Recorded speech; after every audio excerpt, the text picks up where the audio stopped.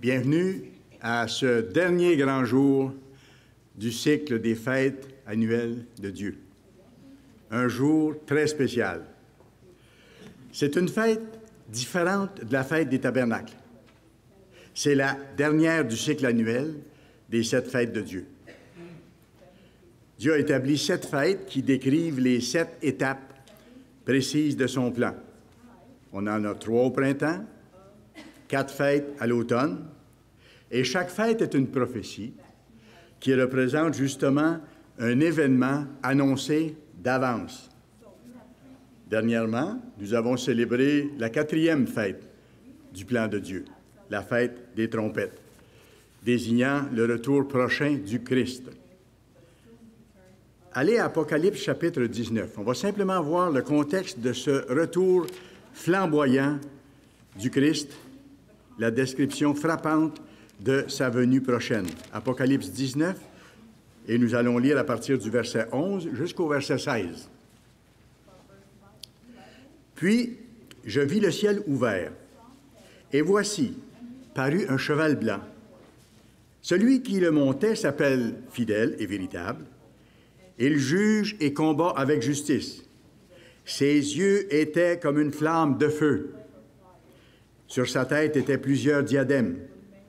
Il avait un nom écrit que personne ne connaît, si ce n'est lui-même. Et il était revêtu d'un vêtement teint de sang. Son nom est la parole de Dieu. Les armées qui sont dans le ciel le suivaient sur des chevaux blancs, revêtus d'un fin lin blanc et pur.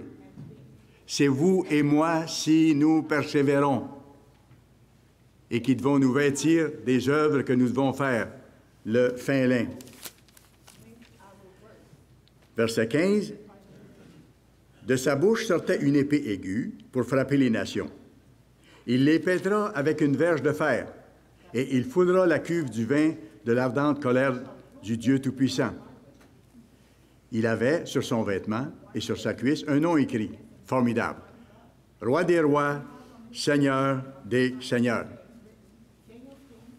Ça, c'est la fête des trompettes qui va se réaliser bientôt.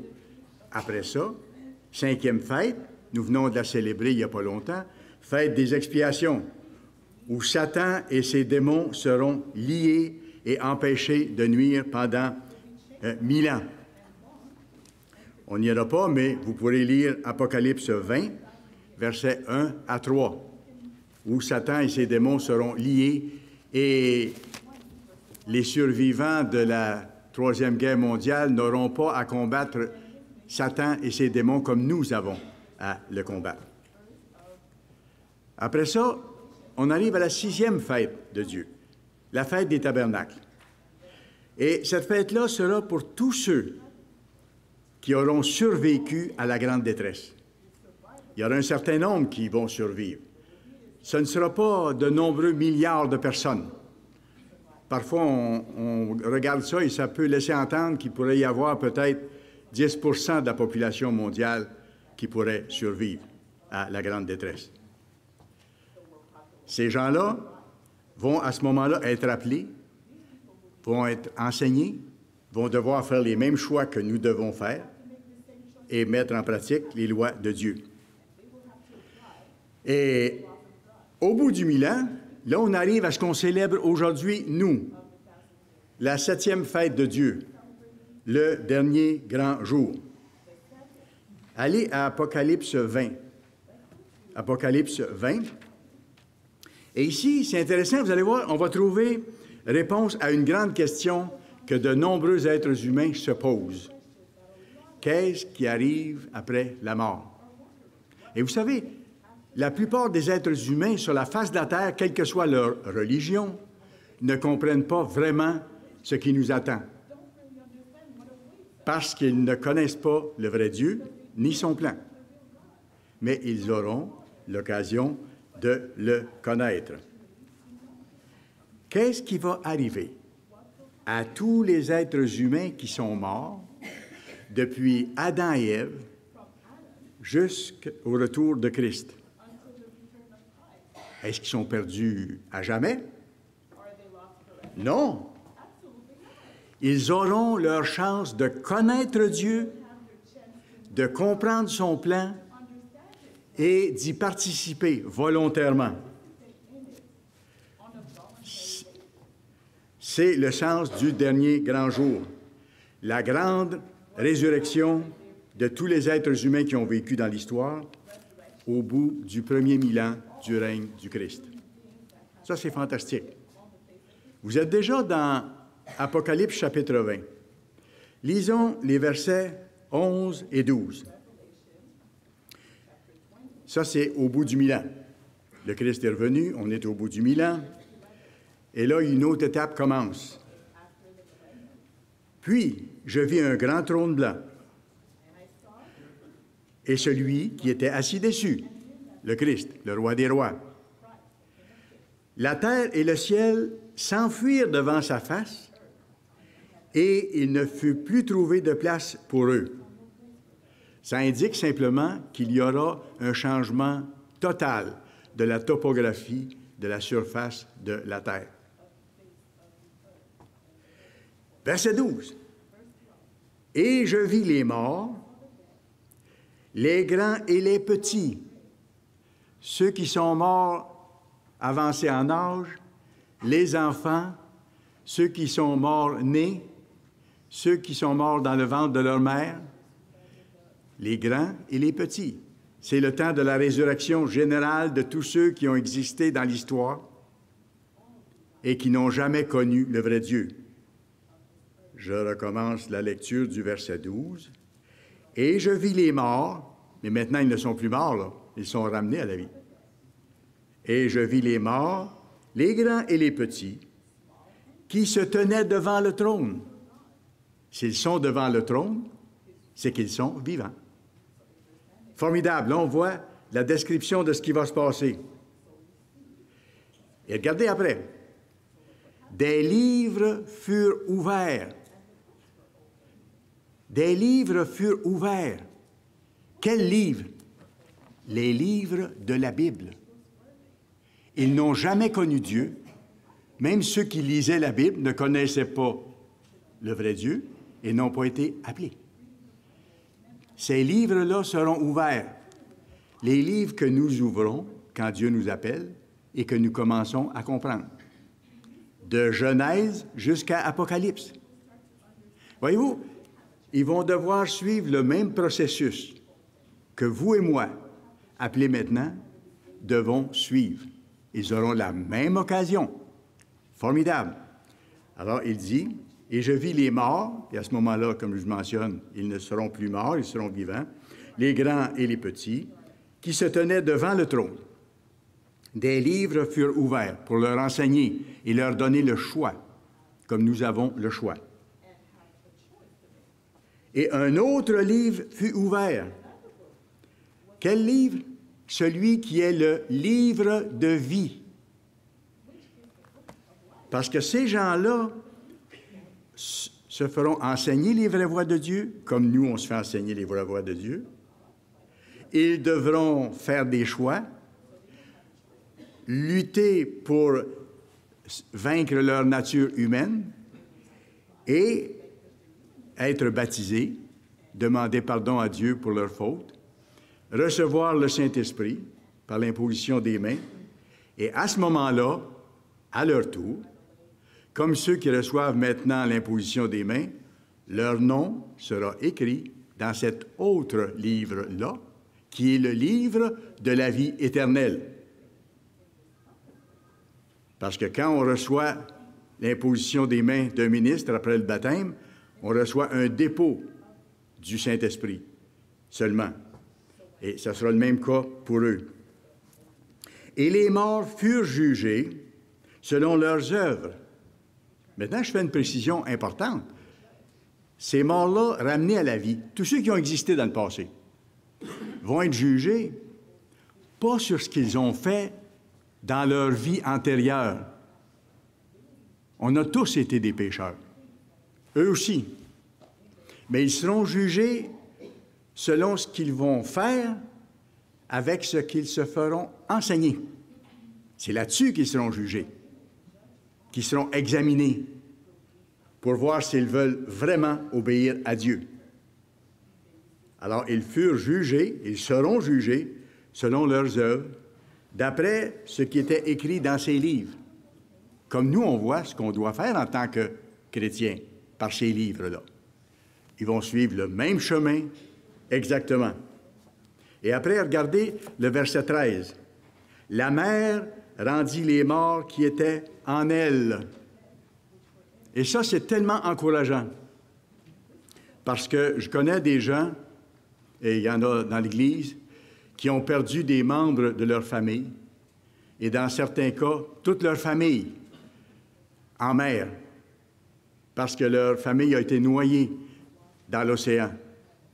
Mais c'est intéressant de voir comment Dieu décrit les choses. Il n'oublie personne. Il dit, ceux qui sont morts noyés dans les océans seront eux aussi ramenés à la vie, et ils seront avec les autres debout devant le trône de Christ pour apprendre les lois de Dieu et avoir la possibilité d'avoir accès à l'Esprit de Dieu et à la vie éternelle.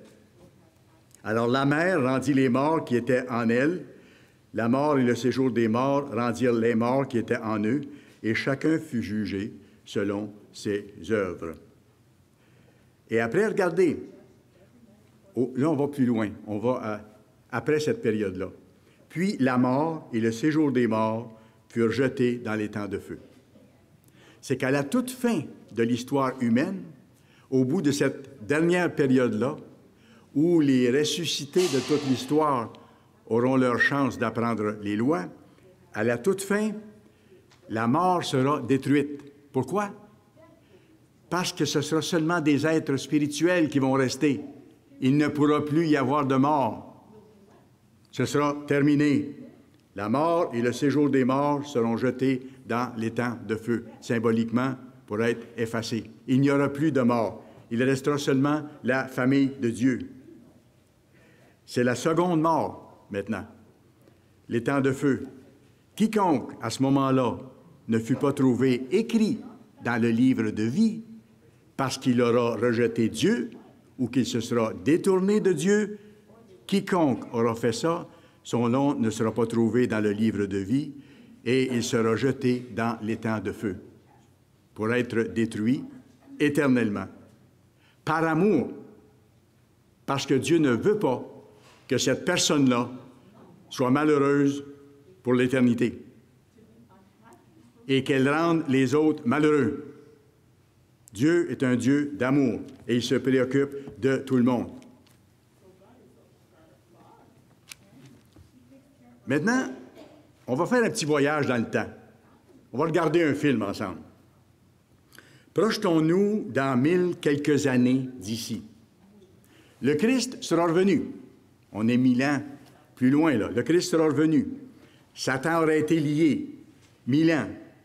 Puis au bout du 1000 ans, il aurait été relâché un petit peu pour être finalement lié à jamais. Donc, dans notre film, le 1000 ans est passé. Et là, on arrive au début de la dernière période où il y aura des êtres humains physiques. Le dernier 100 ans de l'histoire humaine.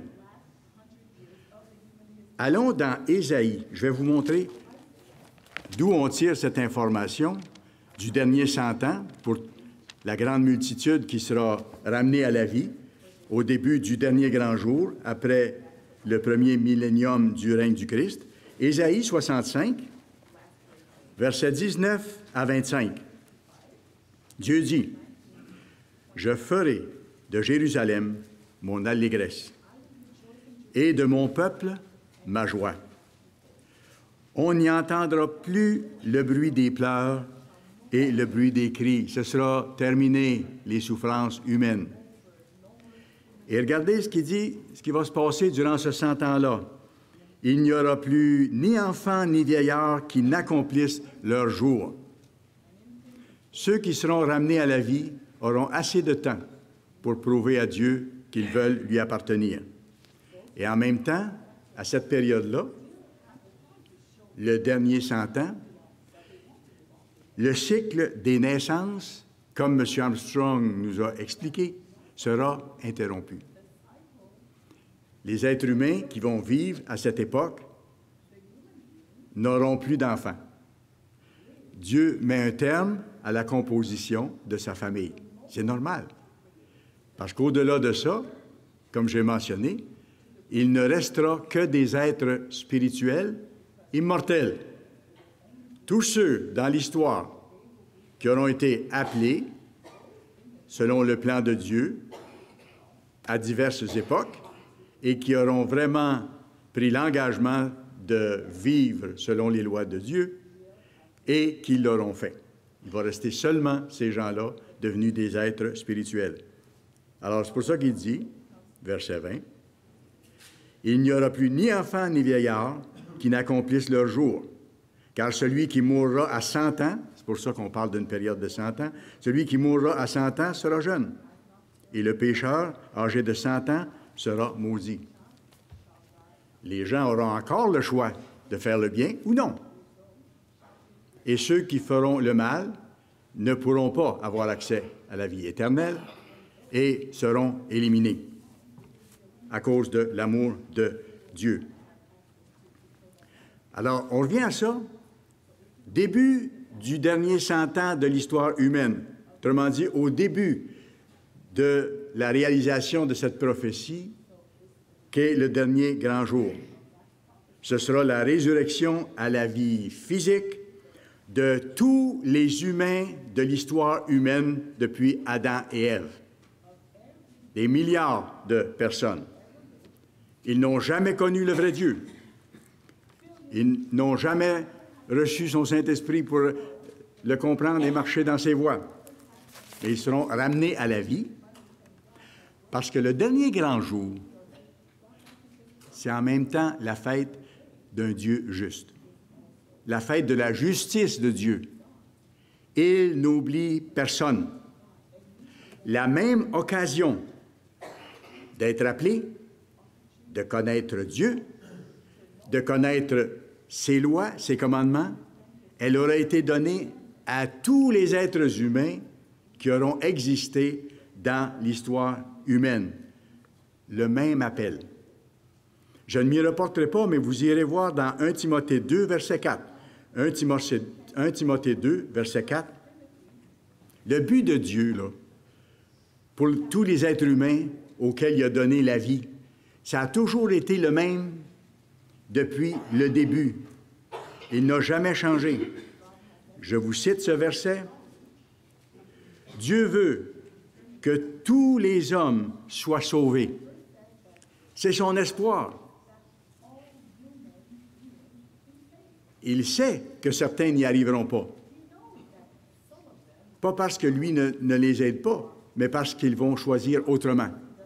Mais son but, au point de départ, c'est que tous se voient offrir la vie éternelle et tous les moyens nécessaires pour y arriver. Formidable. Alors, c'est pour ça qu'il dit ici, Dieu veut que tous les hommes soient sauvés, c'est son but, et parviennent à la connaissance de la vérité.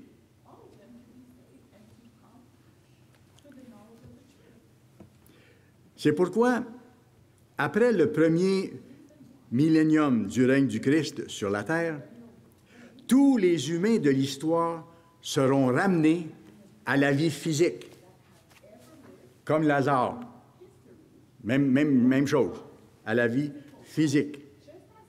Et ils auront l'occasion, avec les livres qui seront ouverts, de connaître le vrai Dieu, son plan, et de se voir offrir la vie éternelle. On va voir maintenant une description impressionnante de cette résurrection générale de toute l'humanité qui aura lieu après le premier millénium du règne du Christ, au tout début de la réalisation du dernier grand jour. Allons maintenant à Ézéchiel. Ézéchiel, le chapitre 37.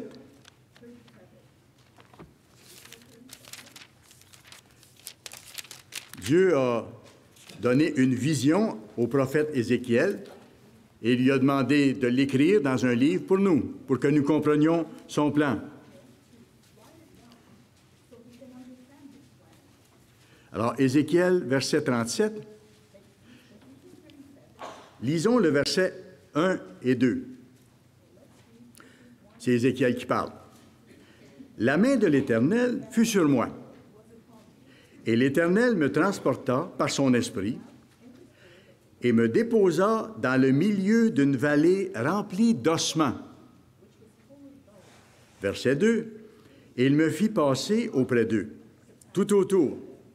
Et voici, ils étaient fort nombreux à la surface de la vallée, et ils étaient complètement secs. Des ossements très vieux. Pourquoi? Parce que ce sont les ossements de tous les êtres humains qui ont existé depuis Adam et Ève. Ce sont de vieux ossements. Par contre, écoutez, c'est une image symbolique, parce que même les ossements, après un certain nombre d'années, redeviennent en poussière. Ce que Dieu a fait, c'est qu'il a montré dans une vision à Ézéchiel une grande quantité d'ossements, puis en lui donnant ensuite l'image de ce qui va se passer le dernier grand jour, quand Dieu va ramener à la vie tous ceux qui ont vécu. Dieu n'a pas besoin d'avoir les ossements originaux de mes parents ou des autres qui sont morts pour bâtir les êtres humains. Le Christ s'est servi de terre pour donner la vie à Adam. Bon, continuons. Verset 3. Il me dit, « Fils de l'homme, ces eaux pourront-ils revivre? C'est mort des eaux. » Je répondis, « Seigneur, tu le sais. » J'imagine que pour le prophète, ça devait être frappant, là. Verset 4. Il me dit, « Prophétise sur ces eaux et dis-leur, ossements desséchés, écoutez la parole de l'Éternel. Ainsi parle le Seigneur l'Éternel à ces eaux. Voici, je vais faire entrer en vous un esprit et vous vivrez. » Et le mot « esprit » ici vient du mot hébreu « roi », qui veut dire un souffle. La même chose que quand le Christ a soufflé, un souffle, roi, dans les narines d'Adam, lorsqu'il lui a donné la vie. Après, il dit, « Et je vous donnerai des nerfs, je ferai croître sur vous de la chair, je vous couvrirai de peau, je mettrai en vous un esprit, et vous vivrez, et vous saurez que je suis l'Éternel. » Wow! Mettons-nous à la place de ces gens-là qui étaient morts, qui reviennent, qui sont debout, et qui, là, réalisent qu'il existe un être merveilleux, le Dieu suprême, le Dieu de la vie, qui les a ramenés à la vie. Quelle surprise! Vous pourrez lire le restant, mais je vais vous lire un bout à partir du verset 11 à 14. Il me dit, « Fils de l'homme, ces os, ou ces os, c'est toute la maison d'Israël. Voici, ils disent, comme si les ossements parlaient, là, bien sûr, « Nos os sont desséchés. Notre espérance est détruite. Nous sommes perdus. » Prophétise donc et dis-leur, ainsi parle le Seigneur, l'Éternel, « Voici, j'ouvrirai vos sépulcres, je vous ferai sortir de vos sépulcres, ô mon peuple, et je vous ramènerai dans le pays d'Israël. Et vous saurez que je suis l'Éternel, lorsque j'ouvrirai vos sépulcres et que je vous ferai sortir de vos sépulcres, ô mon peuple. Je mettrai mon esprit en vous. » Et ici, c'est le Saint-Esprit, l'autre étape que Dieu va faire. Ce n'est pas le souffle de vie, le roi, mais c'est le Saint-Esprit de Dieu quand les gens vont avancer dans ses voies. Je vous rétablirai dans votre pays et vous saurez que moi, l'Éternel, j'ai parlé et j'ai agi. Quelle surprise pour tout ce monde-là. Vos grands-parents aussi, vos chers disparus qu'on va retrouver à ce moment-là. L'étonnement de ces gens-là aussi. Ils vont être étonnés. Les derniers moments de vie qu'ils ont eus, c'est quand ils sont décédés. Le film s'est arrêté là. Quel que soit le nombre d'années qu'ils sont restés morts, pour eux, c'est comme s'ils avaient dormi. En un instant, ils reviennent. Imaginez-vous l'étonnement et le questionnement aussi. Pensez, par exemple, à tous ceux qui croient qu'on est réincarné quand on meurt. Que lorsqu'on meurt, on est réincarné dans un cheval ou une mouche ou... vous pouvez choisir l'animal que vous voulez, mais c'est pas vrai de toute façon. Mais ceux qui pensaient en mourant être réincarnés dans un animal, imaginez la surprise. C'est moi l'animal. Je ne suis pas réincarné. Ou bien tous les chrétiens sincères, comme j'étais avant, comme mes parents étaient, pensant qu'on irait au ciel ou en enfer. Ils seront à ni un ni l'autre endroit. Ils vont être sur la terre. Ils vont dire, qu'est-ce qui se passe? Il y aura des questions, là. Ça se comprend. Il y aura des questions. Pensez aux musulmans qui se sont fait exploser pour Allah en espérant avoir la promesse d'avoir 70 vierges au paradis d'Allah. Premièrement, ils ne sont pas au paradis d'Allah. Et deuxièmement, ils n'ont pas 70 vierges. Ils sont physiques et là, il faut qu'ils commencent à apprendre une autre religion qu'ils étaient loin d'aimer, mais qu'ils vont apprendre à aimer. Et la réaction de tout ce monde-là, c'est qu'à un moment donné, ils sauront que Dieu est vivant, que l'Éternel existe. Et ils sauront que je suis l'Éternel. Et là, ils vont faire un peu, je pense, comme Paul a fait. Quand Dieu l'a ébranlé, quand il l'a jeté en bas de son cheval, Paul a dit, « Qui es-tu? » Et après, il a dit, « Qu'est-ce que tu veux que je fasse? » Ces gens-là seront tellement frappés par ce qu'ils vont vivre qu'ils vont demander, « Qui es-tu, Dieu? Dis-nous qui tu es et qu'est-ce que tu veux que nous fassions? » Et à ce moment-là, la famille divine va leur expliquer l'histoire, les lois de Dieu, l'histoire d'Israël et toutes ces choses-là, et là où on est rendu.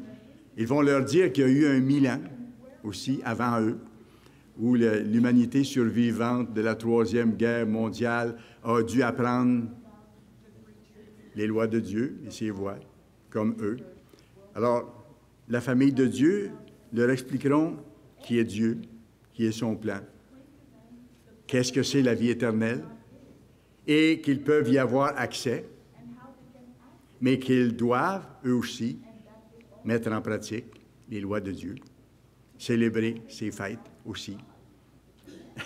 Et c'est intéressant, ça me vient à l'esprit, parce que ces gens-là, qui seront durant le dernier 100 ans, durant le dernier grand jour, vont aussi devoir célébrer le dernier grand jour. Cette fête-là, c'est ça. Tout se tient dans le plan de Dieu. Dieu est un bon papa. Et Dieu a une famille. Il veut étendre sa famille.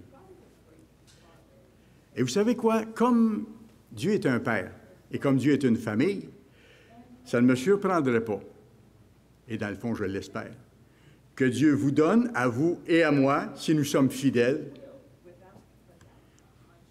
d'avoir la possibilité, d'enseigner, d'expliquer les choses à nos chers disparus qui seront ramenés à la vie à ce moment-là.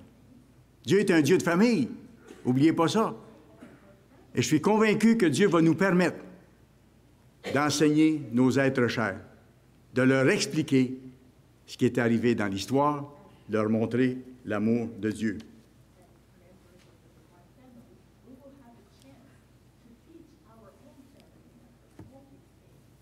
Tenez bon. Tenez bon pour eux aussi. Je vais vous dire pourquoi. Parce que eux, tous vos êtres chers décédés, là, eux, ils seront là. Les seuls qui peuvent ne pas y être, c'est vous et moi. Si nous abandonnons Dieu, si nous nous détournons de lui. C'est pour ça que je vous dis, vos êtres chers disparus seront tous ramenés à la vie à ce moment-là. Il faut que vous y soyez. Imaginez votre rencontre avec chacun des membres de votre famille décédée. Vos parents, vos grands-parents, ainsi de suite. J'ai envie de vous raconter une petite histoire qui est vraie. Ça concerne mon ami et mon collègue dans le ministère, M. Mike Alamila. M. Alamila vient d'un pays qui a un joli nom, qui s'appelle le Belize. Et à l'âge de 3 ans, il n'avait plus sa mère. Ce qui est arrivé, c'est que M. Alamila a été élevé par une vieille dame qui était une employée de son père. Bon, on continue. Et il s'est développé un attachement très fort entre M. Alamila et cette dame-là,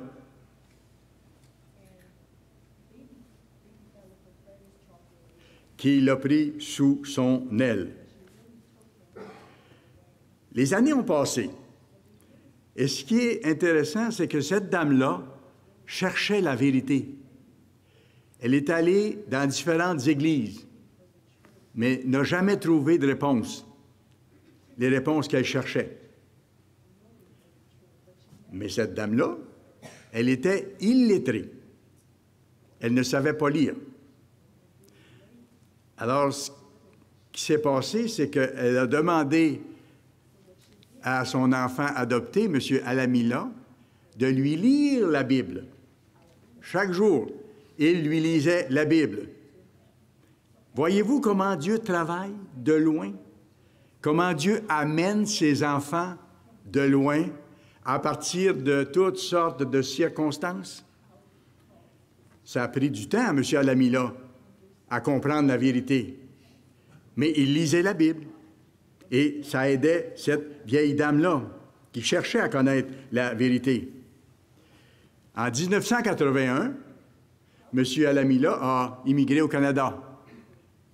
Cette même année, sa vieille maman, ou deuxième maman, est décédée. Les choses ont resté là. M. Alamila a été appelé à l'Église. Non seulement il est un membre, mais il est un ministre de l'Église. Et quand le dernier grand jour va se réaliser, la vieille maman de M. Alamila reviendra en vie. Elle revivra. Et vous savez quoi? J'ai l'impression qu'ils vont se donner une accolade assez spéciale. Et vous savez quoi aussi? C'est que M. Alamila pourra s'occuper de sa maman d'une façon spéciale, en lui lisant la même Bible, les livres, mais cette fois-là, en lui expliquant ce que ça veut dire. Et comme elle cherchait déjà tellement à comprendre Dieu, son cœur sera déjà bien disposé pour comprendre. Formidable, formidable. 1 Corinthiens, chapitre 15.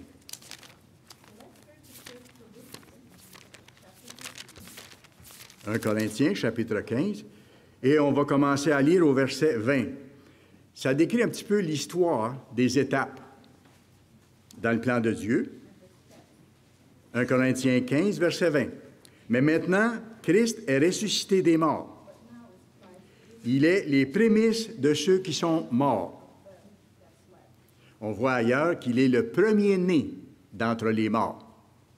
Et pour naître de nouveau, c'est-à-dire pour naître en tant qu'être spirituel immortel, il faut naître d'entre les morts pour avoir la vie éternelle et recevoir la vie éternelle. Verset 21. Car puisque la mort est venue par un homme, Adam, c'est aussi par un homme, le Christ, qu'est venue la résurrection des morts. Et comme tous meurent en Adam, de même aussi tous revivront en Christ. Tous les êtres humains seront ramenés à la vie et auront leur chance de choisir, de suivre ou non Dieu. Mais chacun en son rang. Dieu est un Dieu d'ordre. Et c'est pour ça qu'il dit après, Christ comme prémisse. Le premier à être ressuscité, c'était le Christ. Puis ceux qui appartiennent à Christ lors de son avènement. Première résurrection. Ça, c'est les étapes en question. Verset 24. Là, on va plus loin dans le temps. Alors viendra la fin, quand il remettra le royaume à celui qui est Dieu et Père, après avoir réduit à l'impuissance toute domination, toute autorité et toute puissance. Ce petit bout-là arrive à la toute fin de l'histoire, après que le dernier 100 ans est passé, et que là, le Christ peut remettre le royaume à son Père, après avoir éliminé Satan, ses démons. Car il faut qu'il règne, verset 25, jusqu'à ce qu'il ait mis tous ses ennemis sous ses pieds. Et regardez comment c'est encourageant, le verset 26. Le dernier ennemi qui sera réduit à l'impuissance, c'est la mort. La mort n'existera plus. Parce que tous les êtres humains se seront vus offrir de choisir, et tous ceux qui auront choisi d'obéir à Dieu seront devenus des êtres spirituels immortels. Là, je parle de tous les vainqueurs. Les vainqueurs de l'Ancien Testament, les prophètes, le roi David, Moïse, les serviteurs de Dieu du Nouveau Testament, M. Appartient, M. Armstrong, et les autres, et nous, si nous tenons. Ceux qui, dans le millénium, vont vraiment choisir d'obéir à Dieu, ce seront des vainqueurs. Et ceux, durant le 100 ans, qui reviendront à la vie et qui choisiront eux aussi d'être des vainqueurs, tous ceux-là seront ensemble des êtres immortels et la mort n'existera plus parce qu'il n'y aura plus d'être humain physique. Désirez de tout cœur ce qui vient. C'est tellement grand. Ça dépasse l'imagination humaine. Et pourtant, c'est écrit noir sur blanc dans la Bible. Dieu nous l'a donné. Persévérez dans l'obéissance aux lois divines. Il y a une réalité merveilleuse qui s'en vient. Nous la célébrons aujourd'hui, le dernier grand jour après le premier millénaire du règne du Christ sur la terre. À ce moment-là, ce sera le plus grand rendez-vous. Ce sera le plus grand rendez-vous de toute l'histoire. C'est un rendez-vous que vous avez avec tous les membres de votre famille qui sont décédés. C'est ça, la réalité. les retrouvailles, des retrouvailles extraordinaires. Tous les êtres humains de l'histoire seront ramenés à la vie et seront réunis devant Dieu. Vous allez retrouver tous vos êtres chers, tous vos chers disparus. Mon épouse et moi, on parlait de ça ce matin. Nous, on a hâte de voir nos 3 enfants qui ne sont plus là. Il y a 3 grossesses qui ne se sont pas rendues à terme. Et on sait que ces 3 petits êtres-là avaient la vie depuis le moment où un spermatozoïde a touché l'ovule. C'est là que Dieu met son esprit dans la vie qui commence. Alors, même si cette vie-là est arrêtée, ces petits-là seront ramenés à la vie. Dans quelles conditions? Je ne peux pas vous dire, la Bible ne le mentionne pas. Mais Dieu est puissant. Ce sera fait, et à ce moment-là, on aura à élever une autre famille.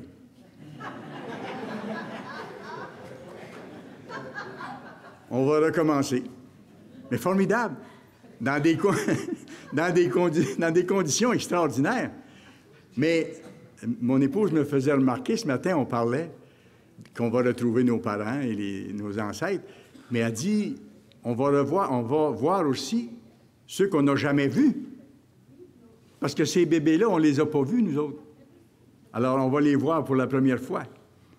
Et ça va être une expérience extraordinaire, j'en suis convaincu. Et je connais quelqu'un dans l'Église de Québec, une dame âgée qui ne peut pas venir aux assemblées. Elle est trop âgée, elle demeure très loin, mais son cœur est très proche de nous et très proche de Dieu. D'ailleurs, elle est probablement sur les médias pour recevoir le message d'aujourd'hui.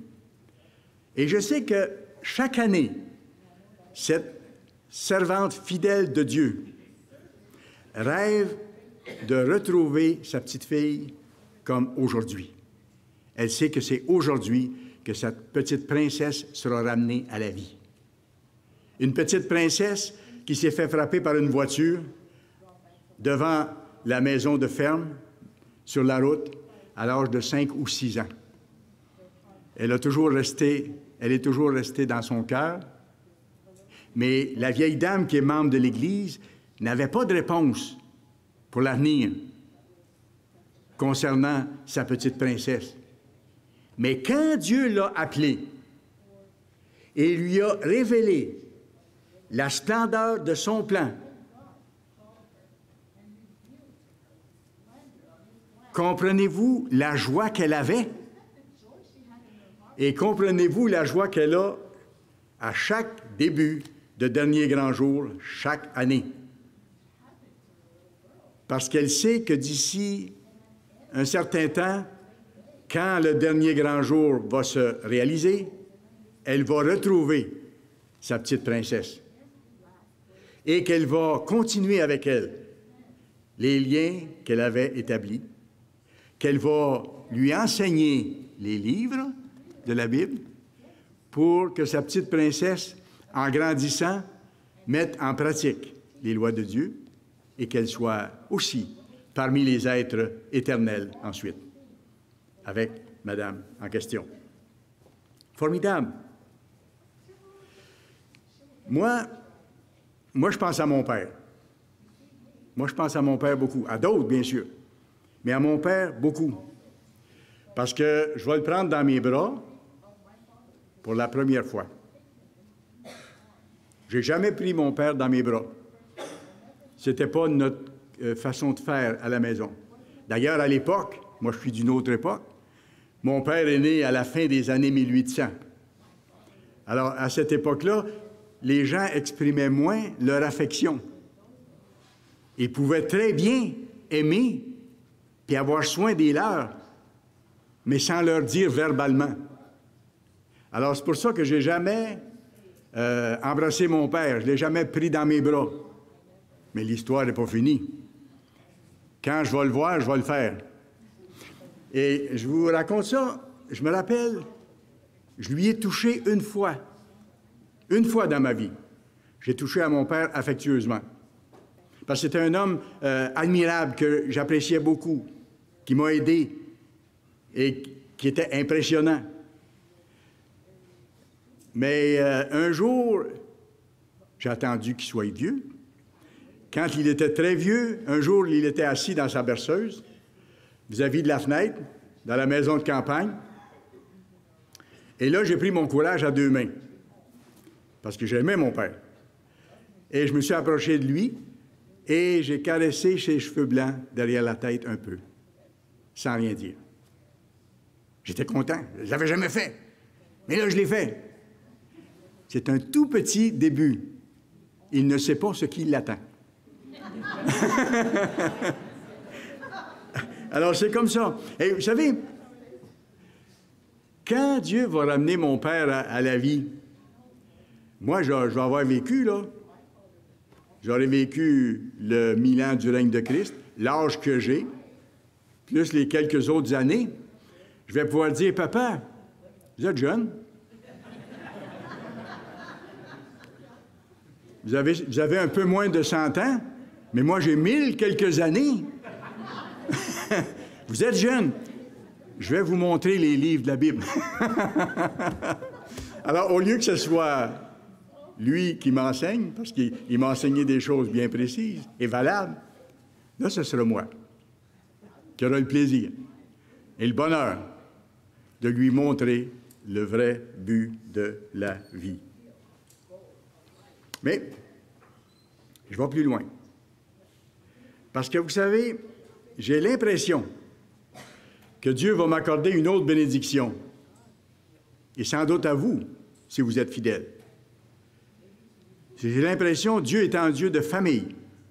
Comme nous allons être des êtres spirituels divins, tout-puissants, comme Dieu, que Dieu va m'accorder la bénédiction de ressusciter moi-même mon Père.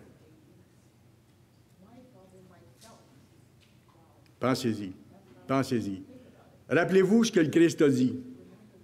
Il a dit à ses disciples, « Vous trouvez que je fais des grandes choses?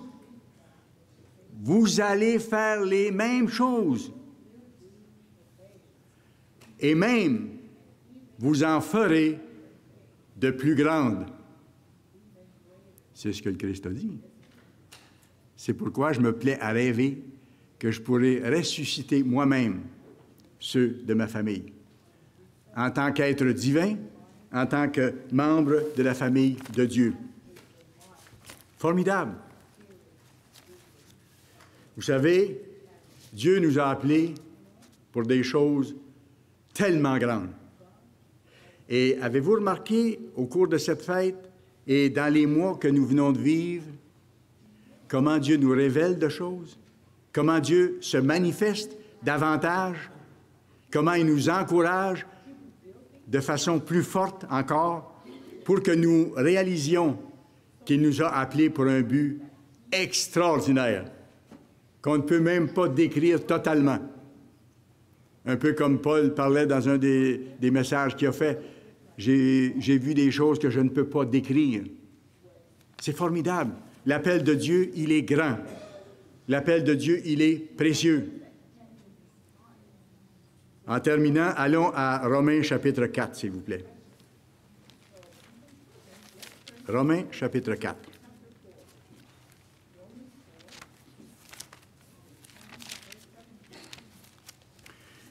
Et lisons lentement le verset 17. Ici, Dieu parle à Abraham. « Je t'ai établi père d'un grand nombre de nations. » Parle à Abraham. « Il est notre père devant celui auquel il a cru. » Notre père dans la foi, parce qu'Abraham a cru. Il dit, il est notre père devant celui auquel il a cru. Dieu, qui donne la vie aux morts. C'est le sens de la fête du dernier grand jour. Il est en attente de pouvoir réaliser cette grande bénédiction.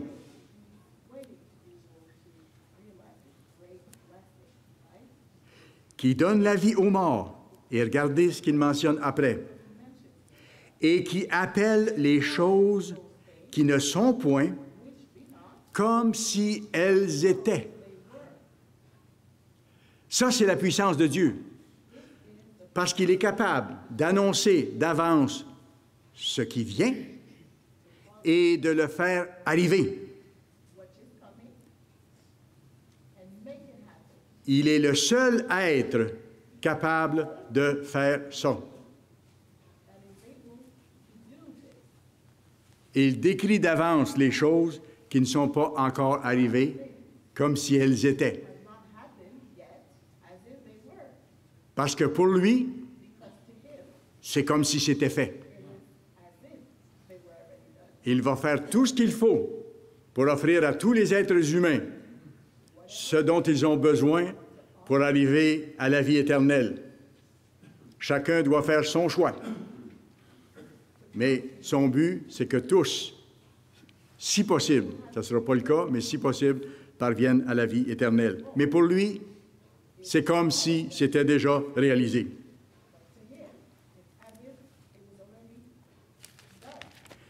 Vous savez, Dieu a créé toutes choses.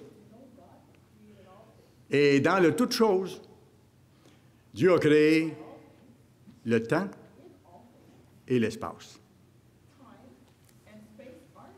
Le temps et l'espace, ça va ensemble.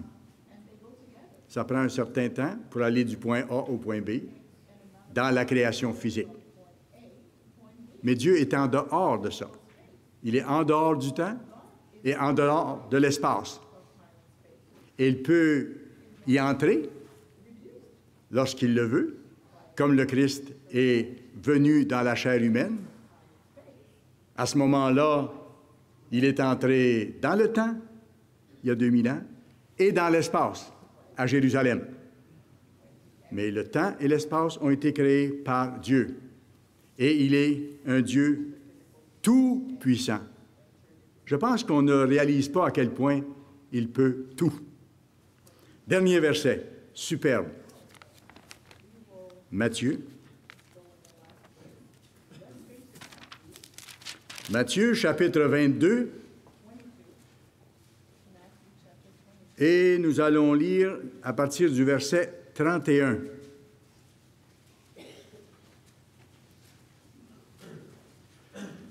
Pour ce qui est de la résurrection des morts, c'est de ça qu'on parle au dernier grand jour. Pour ce qui est de la résurrection des morts, n'avez-vous pas lu ce que Dieu vous a dit? Je suis le Dieu d'Abraham, le Dieu d'Isaac et le Dieu de Jacob. Rappelez-vous, Dieu est en dehors du temps. Il peut parler de ces trois patriarches-là comme s'ils étaient en même temps. Il voit l'histoire du point de vue de quelqu'un qui est en dehors du temps, en dehors de l'espace. Je relis à partir du verset 31. Pour ce qui est de la résurrection des morts, n'avez-vous pas lu ce que Dieu vous a dit? Verset 32, « Je suis le Dieu d'Abraham, le Dieu d'Isaac et le Dieu de Jacob. » Et regardez la déclaration frappante sur laquelle je veux terminer ce message pour vous laisser entrevoir encore la puissance de Dieu. Dieu n'est pas le Dieu des morts, mais le Dieu des vivants. Dieu n'est pas le Dieu des morts, mais il est le Dieu des vivants. Pourquoi j'insiste? Parce que lui, étant en dehors du temps, il voit la fin de l'histoire. Et à la fin de l'histoire, tous ceux qui auront choisi de lui obéir seront des êtres immortels, seront vivants pour l'éternité. Et Dieu dit, « Je suis le Dieu des vivants. » il aurait pu dire, « Je suis le Dieu des êtres immortels que je suis en train de préparer pour l'éternité. » Les êtres que j'appelle et qui ont besoin de changer et qui peuvent le faire avec mon esprit. Vous savez, le Dieu que vous et moi, nous avons le bonheur de servir, non parce que nous sommes plus intelligents ou quelque autre raison, Dieu a choisi de nous appeler. Pourquoi? Je ne sais pas. Je sais dans quel but. Mais pourquoi il n'a pas appelé mon frère qui était plus intelligent que moi ou meilleur que moi? Pourquoi il n'a pas appelé d'autres que moi? Dieu sait. Mais il me donne un travail à faire. Et il vous donne à chacun et chacune un travail à faire. Le Dieu que nous servons, il est merveilleux, il est rempli d'amour pour chacun des êtres humains qui ont existé dans l'histoire, comme le prouve la fête du dernier grand jour. C'est le Dieu Tout-Puissant. Et j'aime un de ses noms en particulier, parce qu'il s'appelle El Shaddai. Et il est le Dieu des vivants.